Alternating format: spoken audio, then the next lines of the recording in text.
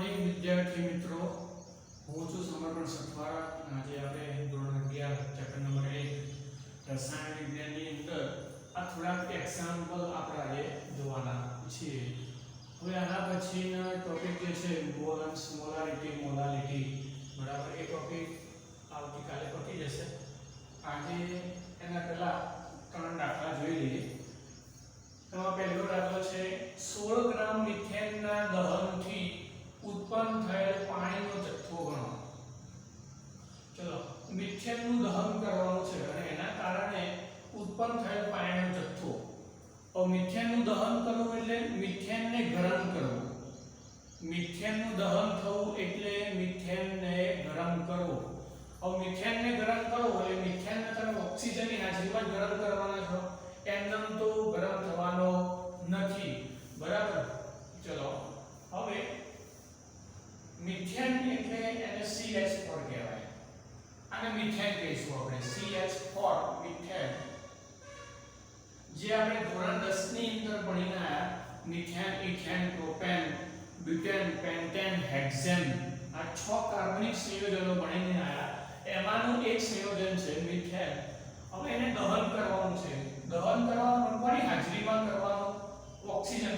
આપણને બધાને ખબર છે કે દહન પોષક છે વાયુ, ઓક્સિજન. પણ ઓક્સિજનની ગેરહાજરીમાં કદી દહન થઈ શકે નહીં. એટલે દહન કોની હાજરીમાં કરવાનું છે? ઓક્સિજનની હાજરીમાં. ચલો, એની પ્રક્રિયા કરીએ તો ચલો, દહનથી ઉત્પન્ન થયેલ પાણીનો જથ્થો.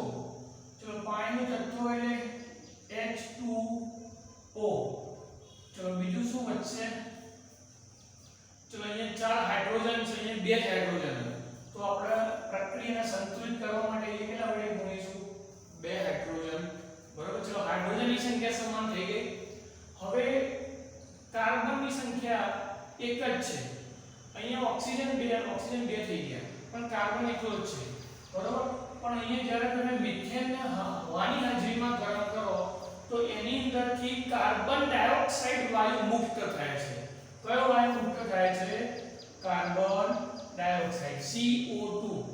ચલો, અહીંયા ઓક્સિજન 2 ને 2 4 થઈ ગયા. અહીંયા તો 2 જ હતા, એટલે અહીંયા મારે 2 વડે ગુણવા પડશે. ચલો, હવે 16 ગ્રામ મિથેનના દહનથી ઉત્પન્ન થયેલ પાણીનો જથ્થો ગણવાનો છે.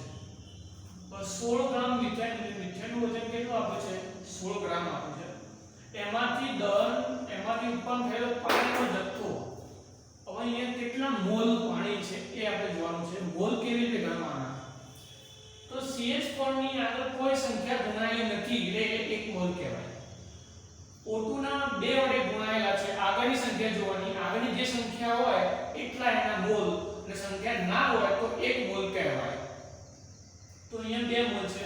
અહીંયા પણ જો તમે H2O ના કેટલા મોલ છે? 2 મોલ છે. કાર્બન ડાયોક્સાઇડ ના કેટલા મોલ? તો 1 મોલ, કારણ કે કોઈ ગુણેલા નથી. હવે જથ્થો શોધવા માટે આપણે શું કરીશું? ચલો, મેં તમને કદાચ કહ્યું હતું મોલ શોધવા માટેનું સૂત્ર મોલ બરાબર વજન ભાગ્યા અણુભાર, અથવા એને સંજ્ઞામાં લખવું તો આવી રીતે લખાય. મોલ એટલે m, આપણે 7 રાશિ જોઈ મોલ, એમાંની મોલ.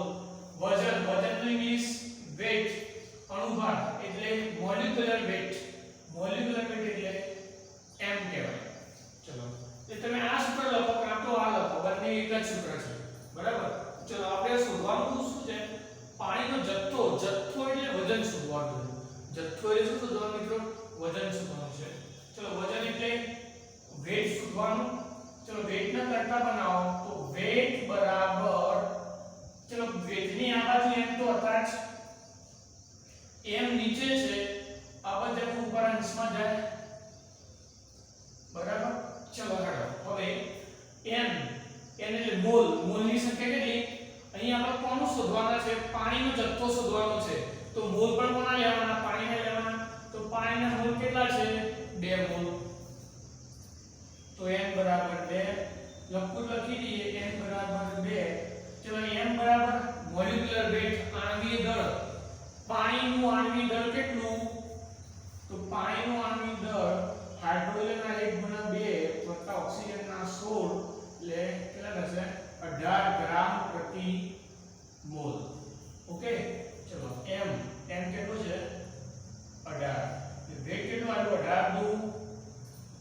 36 ગ્રામ કેટલું આવ્યું 36 ગ્રામ 36 ગ્રામ શું હશે પાણીનો જથ્થો હશે ખબર પડી ગઈ મિત્રો અહીંયા તમારે 100 ગ્રામ મીઠાના દહનથી ઉત્પન્ન થયેલ પાણીનો જથ્થો કીધો છે પણ માનો કે તમે કાર્બન ડાયોક્સાઇડનો જથ્થો કીધો હોય તો પણ તમે ગણી શકો જો કાર્બન ડાયોક્સાઇડની વાત કરીએ તો મોલ કેટલા 1 અણુભાર કાર્બન ડાયોક્સાઇડનો અણુભાર ઓક્સિજનનો 16 16 દુ 32 32 ના કાર્બનનો 12 44 એટલે 44 ગુણ્યા 1 એટલે કેટલા થાય 44 જ થાય બરાબર તો તમે કાર્બન ડાયોક્સાઇડ કીધો તો પણ એની ગણતરી કરી શકો છો ચલો દાખલા નંબર આગળ 1.4 કોયડો આ કોયડો 1.10 આ 1.4 તમારા બુકમાં આપેલા છે પણ આ પદ્ધતિ થોડીક સરળ પદ્ધતિ છે ચલો શું કહે દહનની પ્રક્રિયાને અંતે ચલો પ્રક્રિયા આની આ છે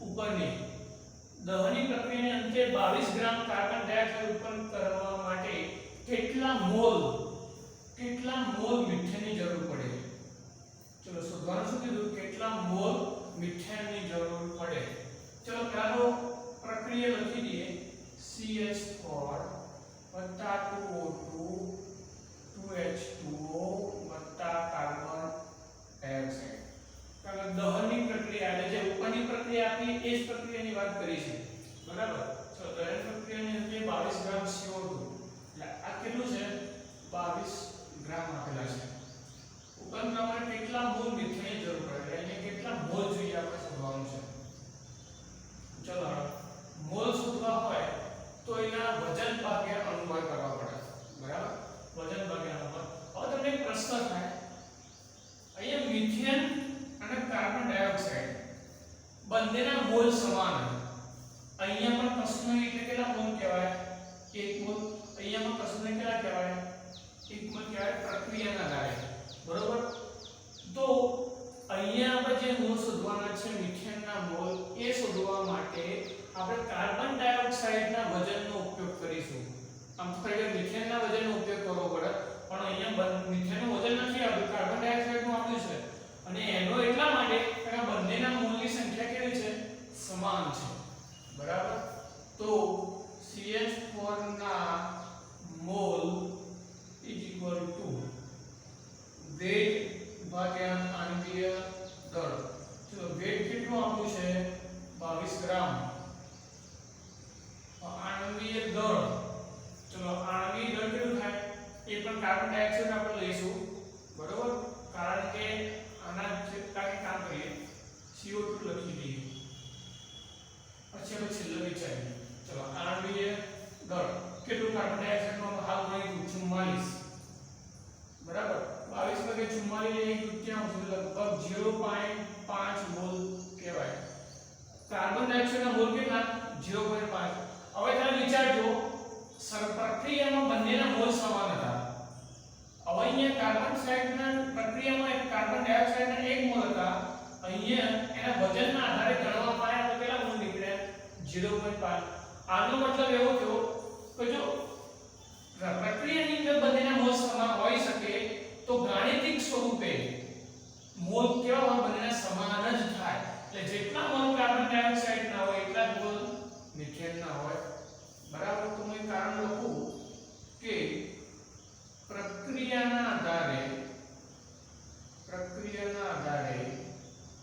CO2 અને CH4 ના મોલ સમાન થશે તેથી CH4 ના મોલ કેટલા બને 0.5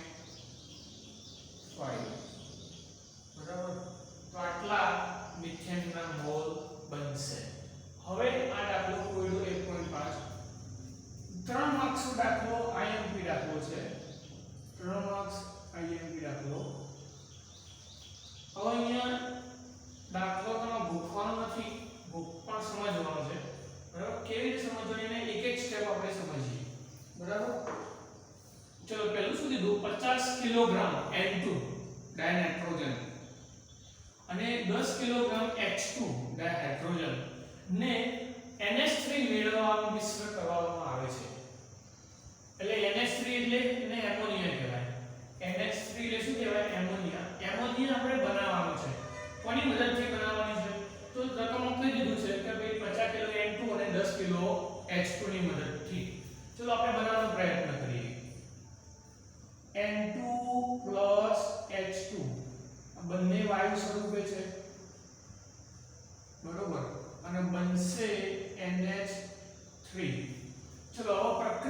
સંતુલિત કરવાની છે.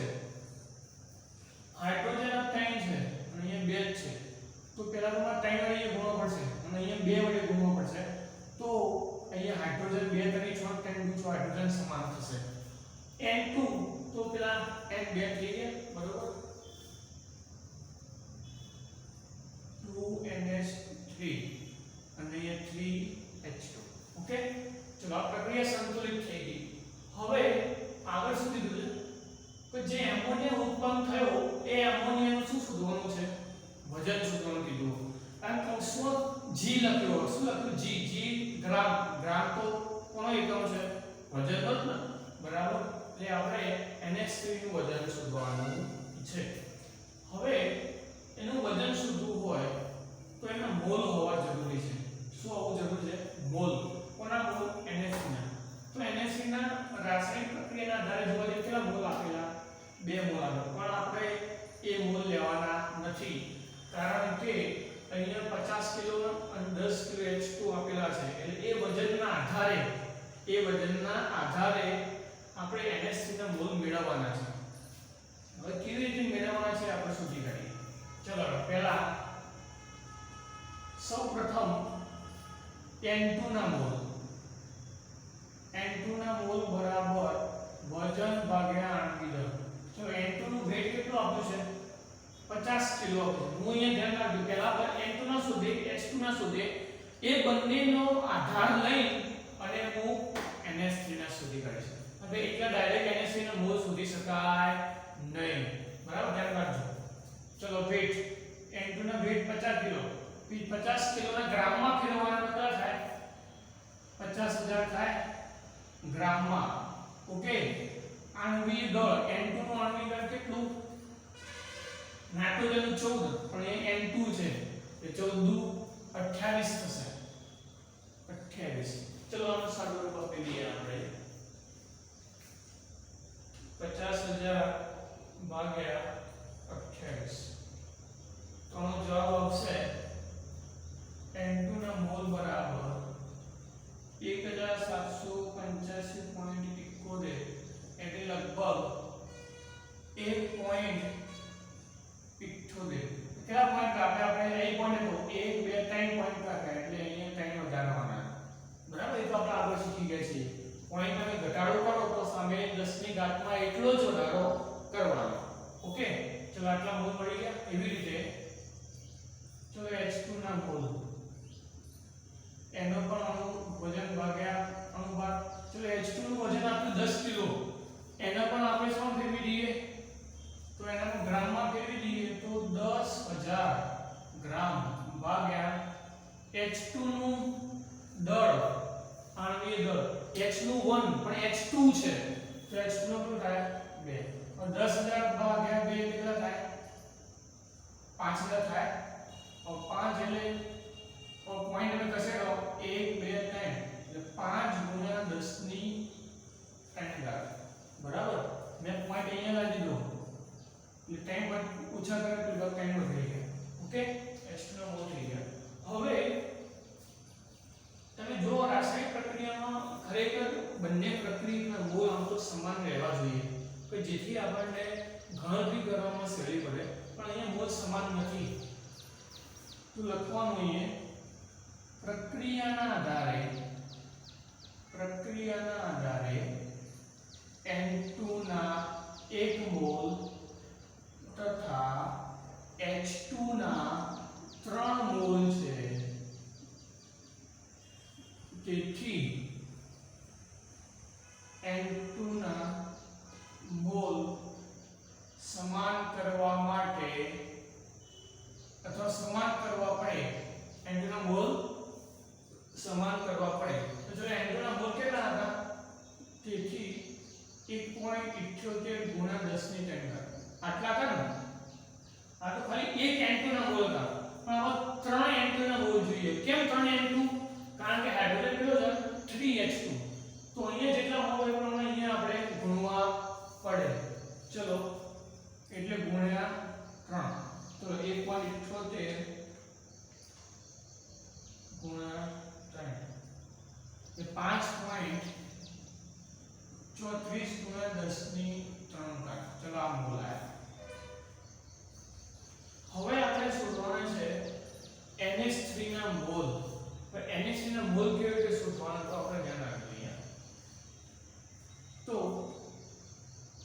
પ્રક્રિયામાં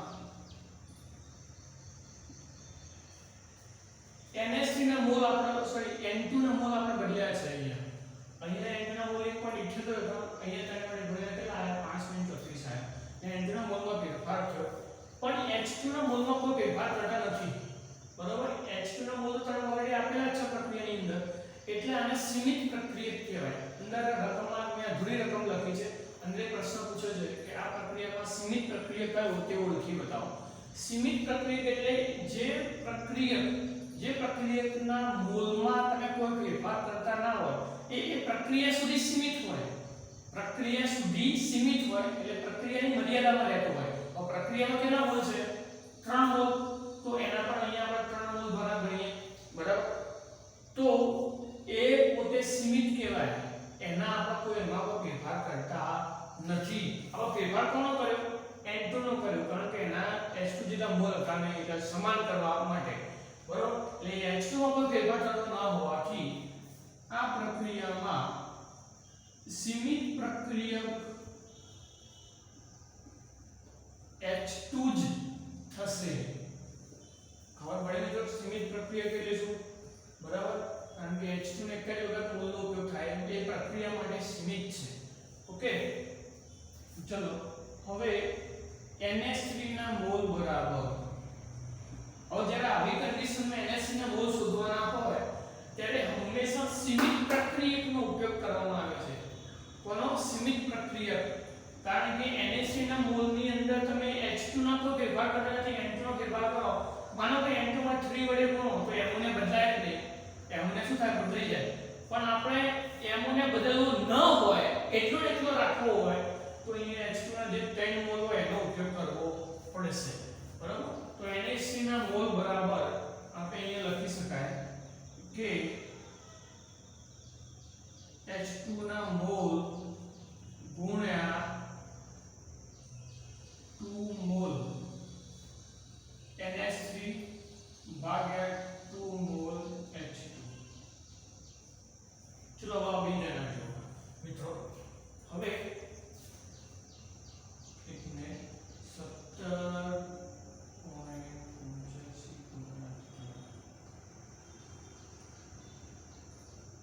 ઓકે ચલો હવે આ દાખલાની અંદર તમે જો અહીંયા સૂત્ર થોડું ચેન્જ થાય NH ના મોલ શોધવા માટે મેં તમને હાલ કીધું કે H2 ની જરૂર પડશે કારણ કે સીમિત પ્રક્રિયક છે એટલા માટે મેં H2 ના મોલ લીધા ગુણ્યા ચલો 2 મોલ NH3 ભાઈ NH ને શોધવાના છે બરાબર નીચે 3 મોલ H2 સોરી કારણ કે H2 ના કયા મોલ છે 3 મોલ H2 બરાબર ભાઈ H2 ના મોલ ગુણ્યા 2 મોલ NH3 કારણ કે NH ને શોધવાના તેના આપેલા હતા અહીં 3 મોલ H2 ના એ આપેલા છે કેટલા આપેલા છે તો H2 નો એક મોલ 5 આપેલા છે 5 ગુણ્યા 10 ની અંગત આપેલા છે તો એ પ્રમાણે આપણે હવે કિંમતો મૂકી દઈએ હવે મિત્રો યાદ રાખજો દાખલામાં સૂત્ર ખાલી આટલું યાદ રાખવું પડશે પણ જો તમે સમજી જો તો યાદ રાખવાની જરૂર નથી હવે સમજવાનું શું છે કે આ પ્રક્રિયા આ સૂત્રની અંદર H2 ને જ માત્ર ધ્યાન રાખવાનું છે કેમ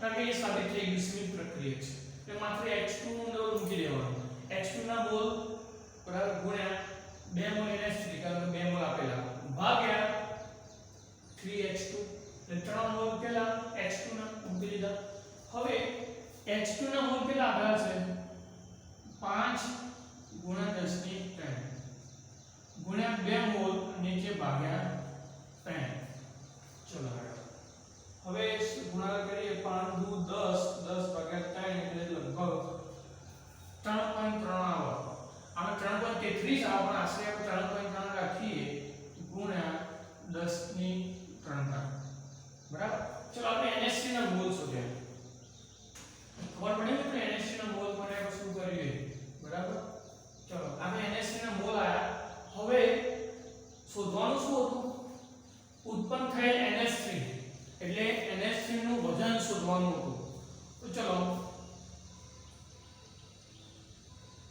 NH3 ના મોલ બરાબર એનું વજન ભાગ્યા પાણી દર ચલો વજન શોધવાનું છે તો વજન બરાબર NH3 ના મોલ m આવા જ જશે એટલે ગુણ્યા m તો NH ના મોલ કેટલા આયા 3.3 ગુણ્યા 10 ની 3 ઘાત ચલો m મોલેક્યુલર વેટ NH3 નું વજન કેટલું ચલો નાઇટ્રોજન નું 14 હાઇડ્રોજન નું 1 પણ એને કઈ પરમાણુ કરેલા 3 14 17